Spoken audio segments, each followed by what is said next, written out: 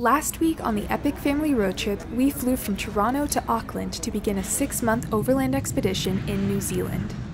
We left off at Cathedral Cove in the beautiful Coromandel Peninsula before heading south to Matamata to visit a destination that had been on our bucket list for a long time, the Hobbiton Movie Set. We arrived in Matamata to some stormy weather, so we decided to stay the night at the Opal Hot Springs, which is famous for its hot natural mineral pool known as the Ramaroa Pool.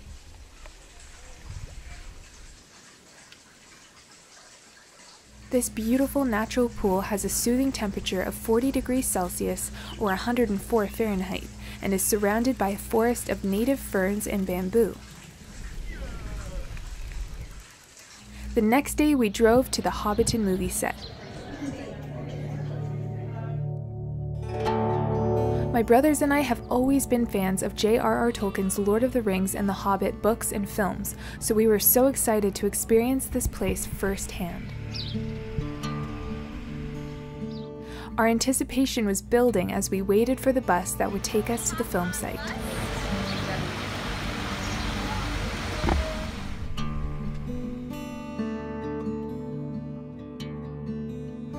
As you can see, folks, the sheep have right of way.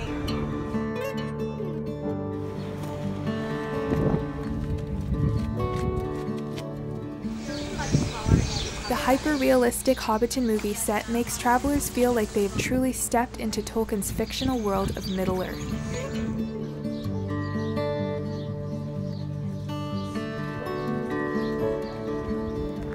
It was amazing to walk through the Shire and see the fascinating details and work put into making the hobbit holes and gardens as realistic and beautiful as they were. Is this the one from up there? Yep.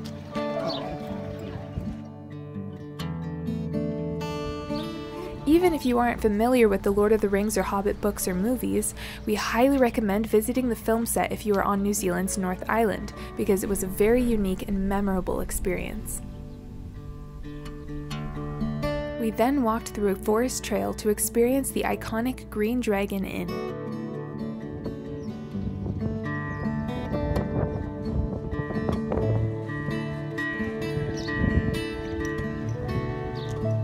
The architecture and design inside and out of the Green Dragon was breathtaking.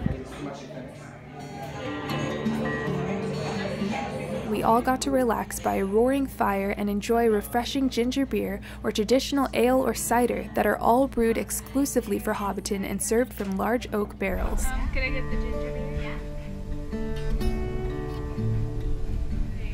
Thank you.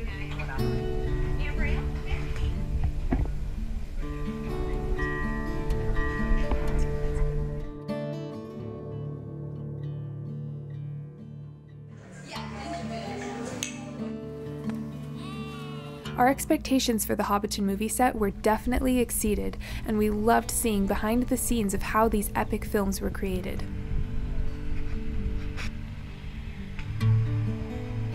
From Matamata, we drove an hour-and-a-half south to Rotorua to visit another one of our bucket list destinations, the geothermal wonderland of Waiotapu.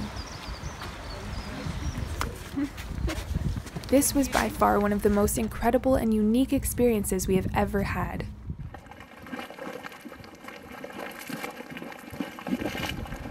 Waiotapu is an active geothermal area at the southern end of the Okataina Volcanic Center, and its name is translated to Sacred Waters in the Maori language.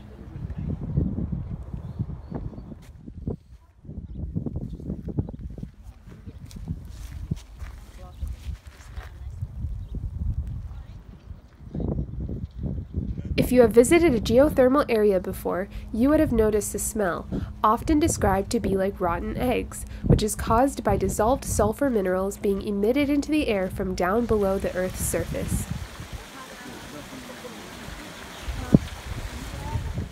The sulfur smell was definitely present, but we hardly noticed as we stood in awe at the vibrant colors of the minerals in the waters and rocks and walked past bubbling lakes, streams, and mud pools.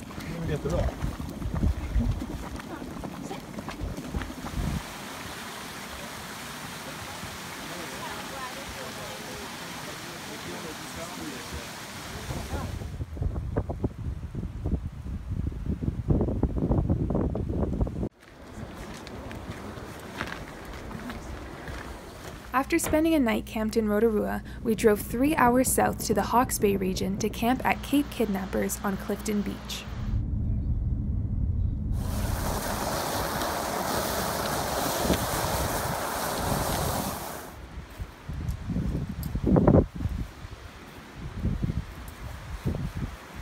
You want a steak there? Yeah. Yeah, I need a steak.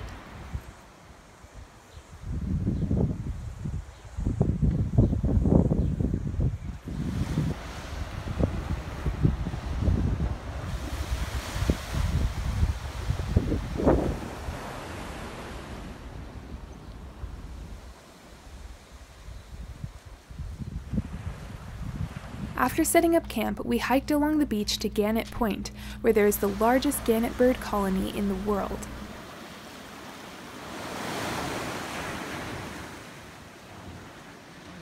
Hey, we're here in New Zealand, down in Hawke's Bay it's called, and we're heading to a place called Gannet Beach. And it's about a 5 or 6 kilometer walk along the beach that we've been doing. And it's only accessible at low tide, so we're kind of racing against time to get out there, see the birds. Gannets are a majestic seabird that lives along the coast here, and they congregate, especially in the thousands, in this one area that we're hoping to make it out to before the tide comes in and blocks us from getting back. So we're hurrying. About 7 kilometers into the walk now and still not there, so it's a lot longer than we thought. But it's a beautiful walk along a rough, gorgeous coastline. I hope it's worth it when we see the birds. I'm sure it will be.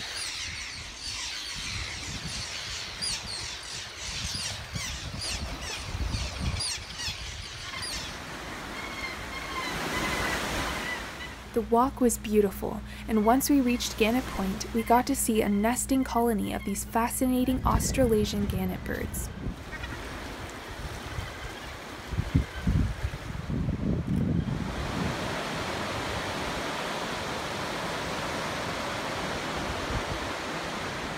Next, we visited the city of Napier before driving a half an hour to hike the Tanata Peak.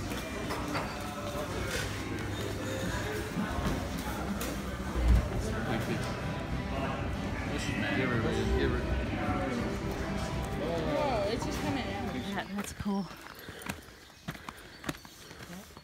It's holding up this boulder. Come on, walk all the way to that.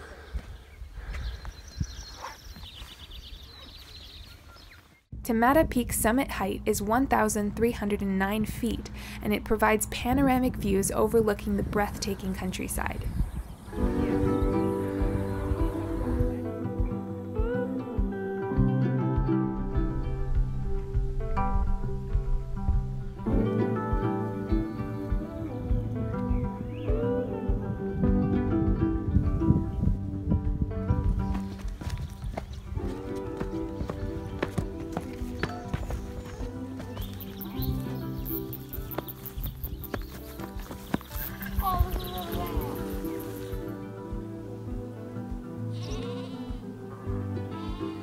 Hiking is such a great way to experience a place.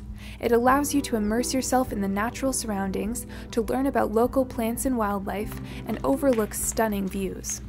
All the while enjoying fresh air and exercise, which is an important consideration for any road trip. Near the end of the trail, there is a grove of 223 California redwood trees which were planted in 1974, many of which are now over 40 meters or 140 feet tall.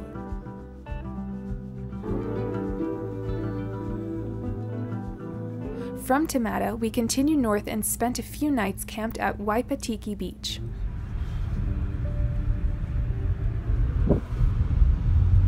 Sometimes we rent a hut if we get tired of tenting all the time, and it comes with bunks and bathroom, kitchen, and so on.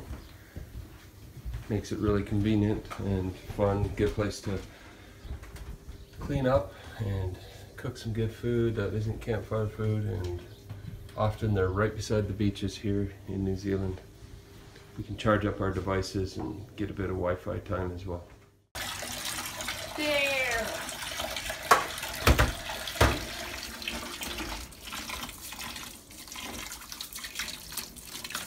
Waipatiki Beach has beautiful golden sand and a nice hiking trail along the sea cliffs.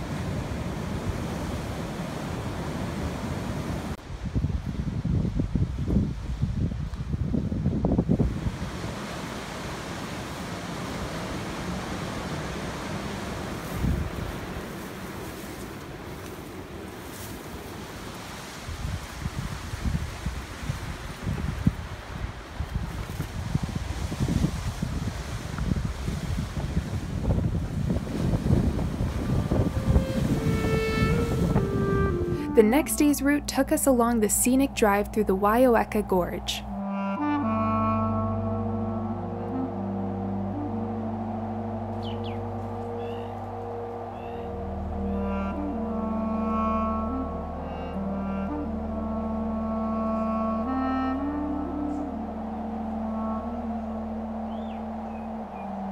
The Waieka Gorge lies between Gisborne and Waipatiki and winds along vibrant rivers, native forests, and high country farmland.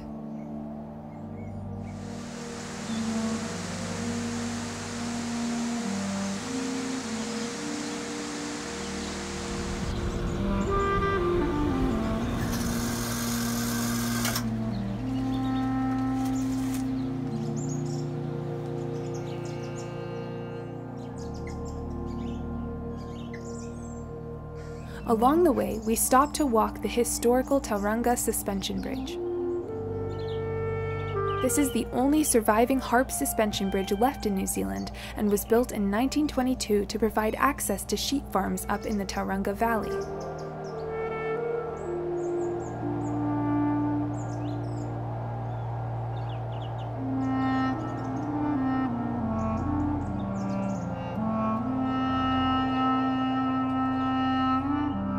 After a beautiful drive through the gorge, we camped the night on the east coast. The next morning, we drove 5 hours to Paihia, a beautiful seaside village west of Auckland. We spent some time exploring the beach before hiking up the iconic landmark Lion Rock. The hike provided epic views of our surroundings and the beautiful ocean below. We then headed back to Auckland to await the arrival of our Jeep. We needed a trailer to haul some of our gear, and after a bit of research, we found a company in Auckland called Pinto Trailers. Found a trailer, and the electrical is completely different here in New Zealand, so we went to an electrical company. We found an adapter, so we went and picked that up, bring it back to the trailer people. Now we have to get the trailer license, and then tomorrow we got to bring it in to get what they call that WOF testing, so that it's licensed for the road, and then we should be good to go. We made a deal with them to buy one of their trailers with the intention of selling it back to them after we leave. This turned out to be a great option and much more cost-effective than renting. We got news that our Jeep passed customs and the environmental clean examination and everything with flying colors, no problems. Excellent job. Now we'll see where we gotta go.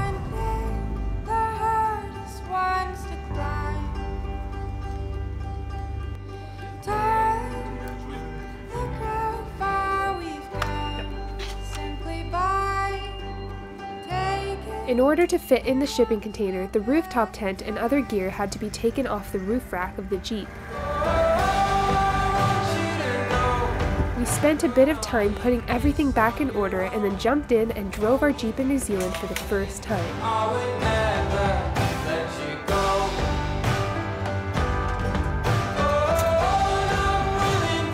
The next step was to take the Jeep to an inspection station for a warrant of fitness test before it would be legal to drive in New Zealand. The warrant of fitness test takes under an hour, where they do a visual and mechanical inspection of the vehicle to make sure it's fit for safe travel on the country's steep and winding roads. Since the trailer was brand new, it also needed to get New Zealand plates and warrant a fitness inspection. Everything passed inspection and we were finally ready to hit the road to the South Island. Driving in Auckland with Carol's lovely Jeep. Stay tuned for the next episode of our video series recapping our 2017 6th month overland expedition across New Zealand.